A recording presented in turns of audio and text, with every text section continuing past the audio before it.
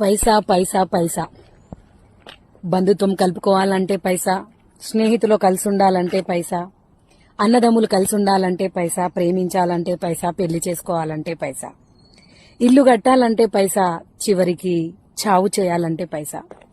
పైసా లేకుండా ఏమైనా చేయగలుగుతున్నామా?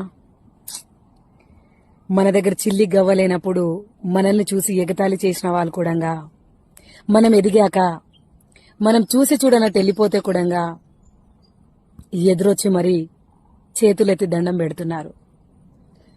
వీళ్ళతో మనకేంది అని ముందుకెళ్ళిపోతే ఎదురొచ్చి మరీ ఒక్కసారి మా ఇంటికి వచ్చిపోవచ్చు కదమ్మా అంటున్నారు. అంటే పైసలకు ఉన్నంత విలువ మనుషులకు ఇస్తలేరు.